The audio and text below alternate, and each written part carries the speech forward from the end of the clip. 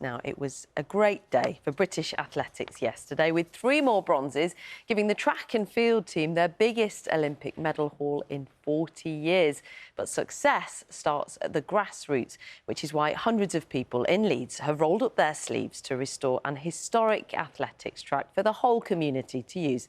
Nicola Rees reports. I reckon this is like lane 8 at track, and it's not being used for maybe 30 years. Emerging from the undergrowth, the athletics track at Temple Newsome. It's been months of hard graft, but it's starting to pay off. The track was terrible when we first started. It didn't have as much as these lanes. It looked like 4 lanes. We're putting it back so it's 8 lanes. If as a community we didn't come together, everyone else will assume that someone else is doing something when in reality they're not. Cuts here, cuts there. You know, public funding is just not available, so if you want something doing and you're going to use it yourself, then you've got to muck in and get the job done, I think, really. And this is what they're working to save, a 400-metre cinder track that's free to all. When it opened in 1954, it was a first for Leeds. It was used for prestigious athletic events and even tennis matches. It's one of the few tracks that are still available for public access in Leeds, and that's why we want to support it and rebuild it, really.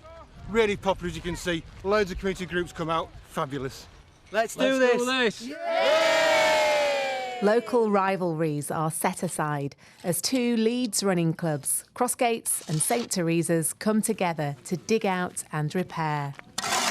We obviously as volunteers can only do so much, which is what we're doing now, but we need money. It's essentially £30,000 to resurface the track because it's potholey, it's not straight, it's not really safe for us to be coming and running. We need that money. We need to fundraise to be able to resurface it the whole way around. The track's owned by Leeds City Council, but budgets are tighter than ever. I have tried for many years, sat in many meetings, trying to look at how we can get some money together, and we just don't have the budget. But I'd like to thank the estate staff who have just given them the keys to get equipment, taken all the kind of debris away. So everything they could, they've worked in partnership and actually done physical work, whereas I just sit in meetings and talk about it. Whether you're running reps or riding your new bike, the track is for you. And this lot have a plan to bring it to life.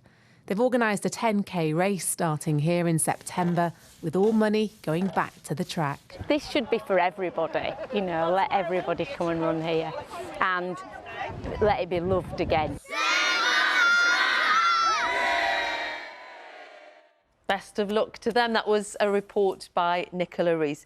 Well, we're joined now by Tim Hollingsworth, CEO at Sport England. Morning to you. We saw there at Temple Newsome the importance of a community site like that, but also the pressures that they're under.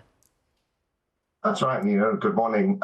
There is undoubtedly pressure on particularly local authority-led facilities, just as that report highlighted, but it's also brilliant to see the communities involved trying to say, well, let's try and make it work for us. And that's one of the most important things about sport in our communities and at grassroots. It actually has to be right and ready for the community that wants to use it. So it's a great story. It is one I hope that will start to be supplemented by other forms of funding, public funding, private sector funding as well coming in. You can see a lot of change at local authority level about different ways of getting money to grassroots sport. But that is a good example of where, things that have fallen into disrepair, struggling to be kept on as they used to, and the local community taking action. And if we look at what happened last night, Team GB's total medal haul at the Stade de France went up to 10, twice as many athletic medals as in Tokyo 3 years ago. And that doesn't just happen, does it? Just describe to me the links with grassroots sport and how important that funding is. It's absolutely not by accident that happens. It's occasionally an athlete will come through who's done it themselves, been through a route that's been unusual, but the vast majority of those athletes have started in grassroots, have started in clubs, the most important lifeblood of our community, where they've hit an inspirational coach who can teach them the basics, get them involved, and ultimately then through the funding that's available, and that's primarily now National Lottery. You'll have heard loads of athletes thanking them at the elite end, but actually it's because of the National Lottery and its impact and the government funding that we can provide as well. And one of the most important things in this is that participants, when they start, they can find a club that's right for them, that feels safe and welcoming, inclusive, and that somebody can nurture that initial interest. The biggest challenge to participation isn't just actually, is there a track, or is there a pool, or is there a pitch? It's actually, is there a club and a community that people want to be part of? And a big part of our investment and how we're refocusing about £250 million actually of our money at Sport England into working in places across the country who've been less well served historically, and we can help them create clubs, community groups, organisations, support those locally trusted bodies who know their community and can actually help people to feel that there's a place they can go. And those community sites are really important. That sense of belonging to something is vital. But also it's on us, isn't it? I'm just looking at some of your research. 1 in 4 people in England do less than 30 minutes of physical activity a week. That needs to change.